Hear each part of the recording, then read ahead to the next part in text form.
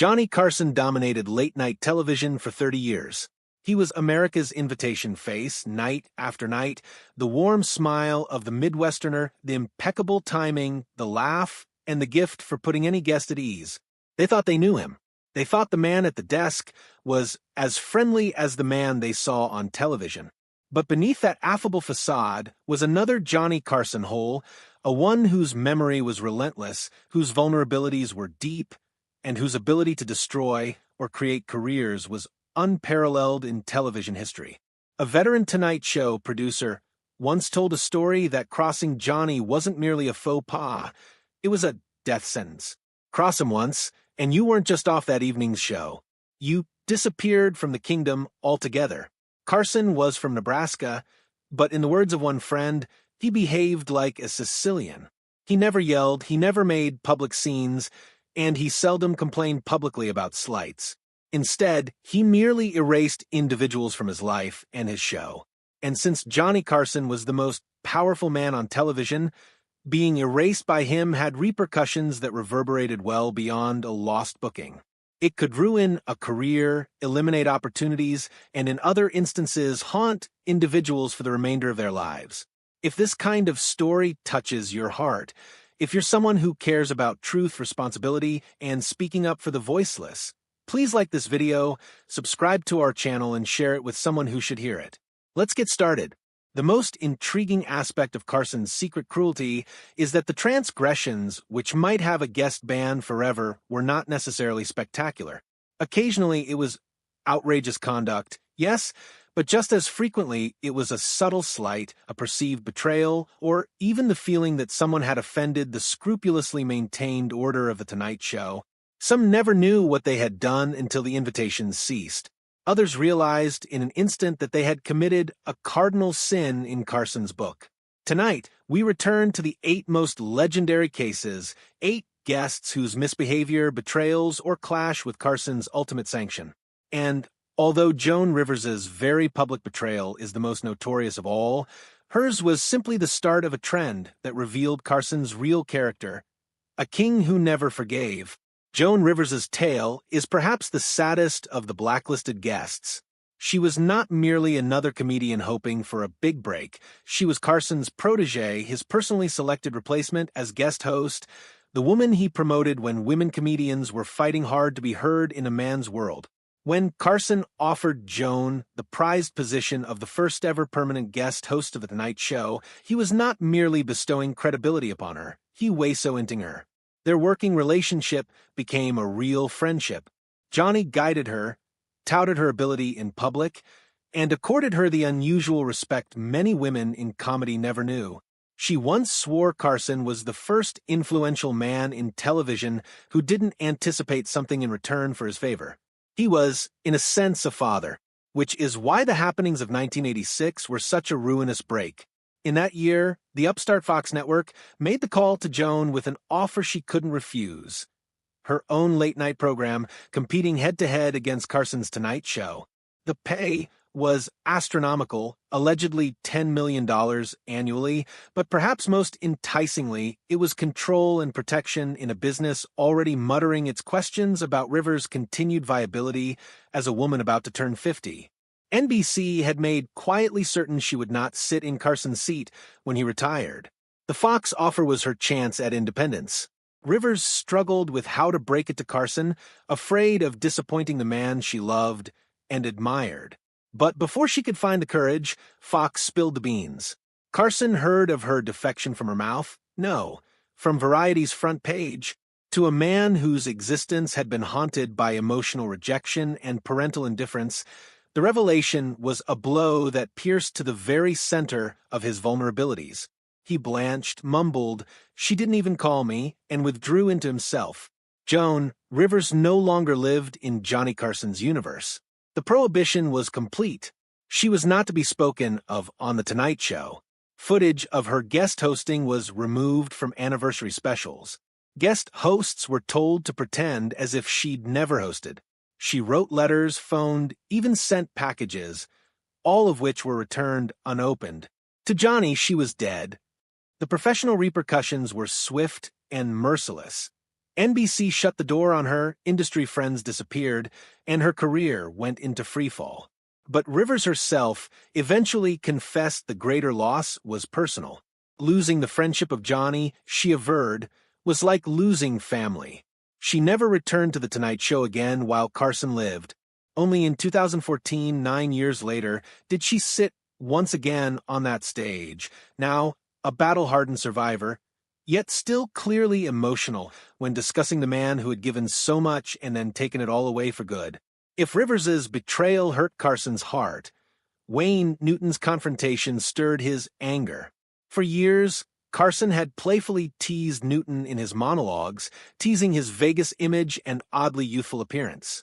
In 1980, however, the jokes crossed over to Newton's sexual orientation, potentially career-ending suggestions at the time when such rumors could ruin a career, particularly in conservative markets. Newton's reaction wasn't a call or a complaint via an agent. He stormed into NBC's Burbank studios and marched directly into Carson's office. Witnesses remember him making a threat in so many words. "Make fun of my hair, make fun of my music, but if you ever make another joke about my sexuality, I'll kick your ass." Carson, icily reserved and a giant of a man, instructed him to leave before security was called. That was the last of Newton's Tonight Show appearances for good.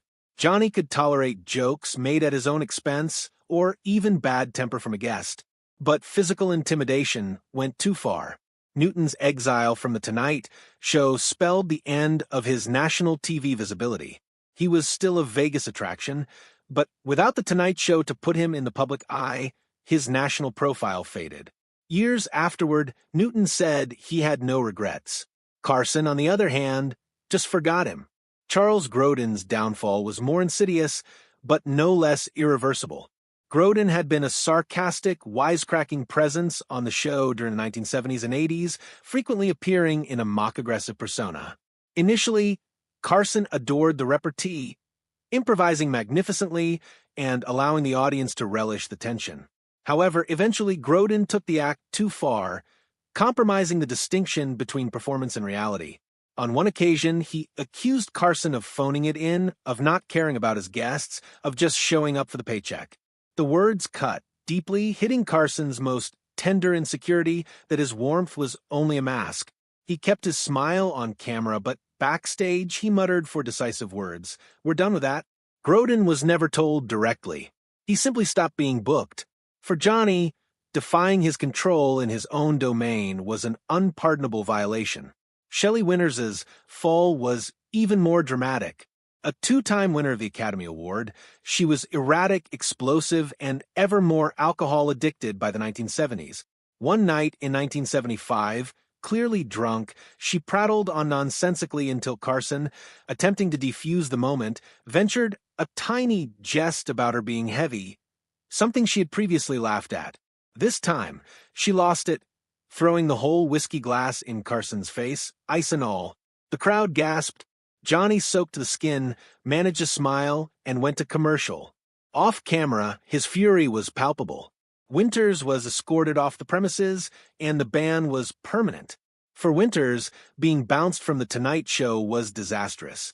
In an industry already cold to her, Carson's exile shut down her final avenue to the mainstream public. Years later, she conceded he had been correct in never forgiving her. Rich Little's vanishing was a more subdued enigma.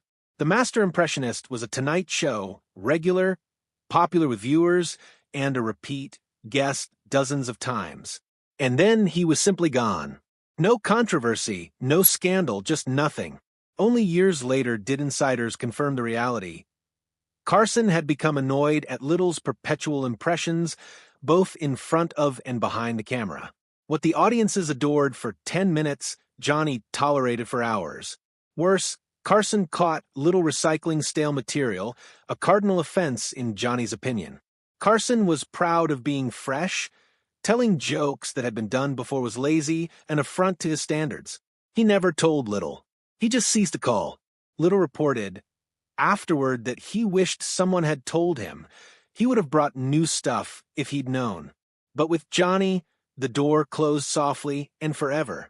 Truman Capote's exile was tragic, By the mid-1970s, the great writer was downed in booze and drugs. When he came on Carson's program in 1975, he staggered, slurred, and mumbled through incomprehensible anecdotes.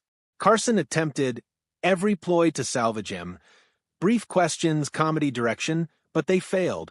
The point of breakdown arrived when Capote wandered into graphic realms not acceptable for broadcast. Carson went to commercial, then softly informed him the look was finished. It was humiliating and definitive. For Carson, inebriated guests were an affront to his audience. Capote was never invited again. Losing that platform, added to his private decline, solidified his downward trajectory. For Johnny, it wasn't judgment. It was a matter of safeguarding the integrity of a show. The Smothers Brothers embodied a different type of offense, politics. Tom and Dick Smothers were great satirists, counterculture heroes, and thorns in the establishment side. Carson admired their skill but detested surprises, and in 1970 Tom took his Tonight Showtime to give an anti-war address. Johnny smiled nicely but was fuming. Later, he proclaimed them too much trouble. They weren't technically forbidden, but the invitations trickled down to few, and when they did come, were issued in stern conditions, no politics. For the Smothers Brothers, who felt comedy was political, this was censorship. To Carson, it was guarding his show as a refuge of entertainment, not activism. Ultimately, Morton Downey Jr. sealed his own doom with anarchy. The brash, aggressive host embodied the arrival of shock TV, yelling at guests, puffing smoke in their faces, provoking audiences. Carson grudgingly booked him in 1988 out of a sense of obligation to recognize the phenomenon. It was a mistake. Downey flouted procedure, sauntered around, played for the crowd, cut into Carson, and ridiculed other hosts, including by implication Johnny himself. Carson, the consummate professional, cut the segment short. Behind the scenes, he wrote off Downey's routine as a circus, not TV. Downey was never asked back, his style completely incompatible with all Carson represented.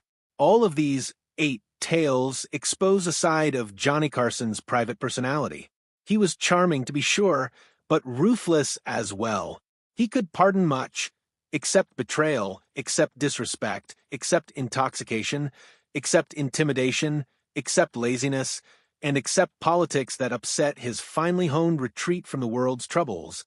To offend Johnny Carson was to be exiled from late night's most influential stage, sometimes for decades, sometimes for eternity.